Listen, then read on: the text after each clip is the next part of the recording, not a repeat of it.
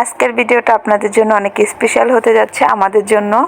আমার পাকিস্তানি বান্ধবী, তো আমার বান্ধবীর ছেলের জন্মদিন, তো ওইখানে আমরা যাচ্ছি। তো আজকে ভিডিওটা অনেক ভালো হবে, আপনারা দেখতে থাকুন, সাথেই থাকুন। আর আপনাদের ভাইয়াকেও কিন্তু আজকে দেখিয়ে দিব, আর দেখিয়ে দিয়েছি শুরুতেই। তো এই তো দেখুন, আমি পিঙ্ক কালার শাড়ি পরে নিয়েছি। চলুন ভিডিওটা শুরু করা যাক।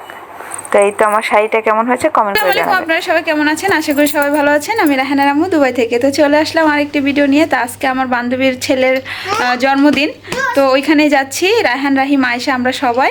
তো আমি শাড়ি পরে নিয়েছি, তো দেখতেই পাচ্ছেন। তো এখন আমার এই যে পিঙ্ক কালার শাড়ি পরেছি, আর রায়হান, রাহিম, আয়েশা সবাই রেডি।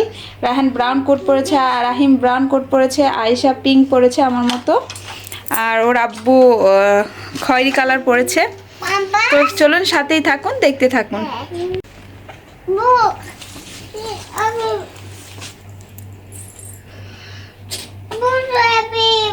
এই তো আমরা যাচ্ছি রায়হানের বন্ধুর বার্থডে পার্টি, আর আমার বান্ধবীর ছেলের। তো এই তো আমরা রেডি হয়ে গেছি, ওর আব্বুর জন্য অপেক্ষা করছি। আর আমরা গাড়িতে এসে বসে গেলাম, দেখতেই পাচ্ছেন।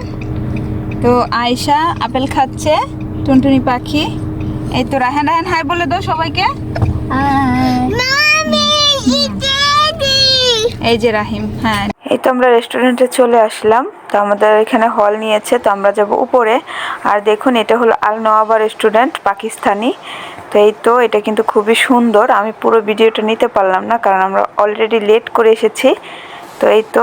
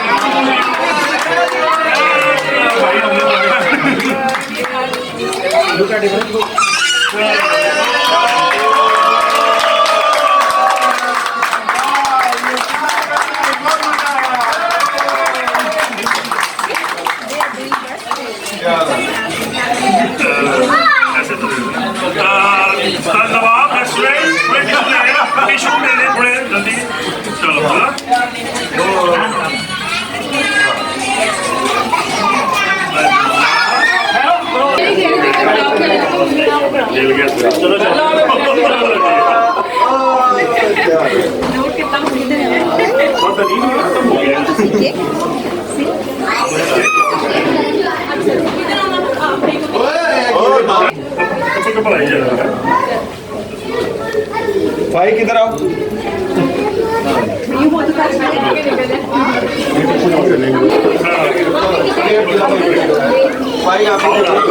তো মাশাআল্লাহ করে এই তো আমরা এখন কিছু পিকচার নিচ্ছি।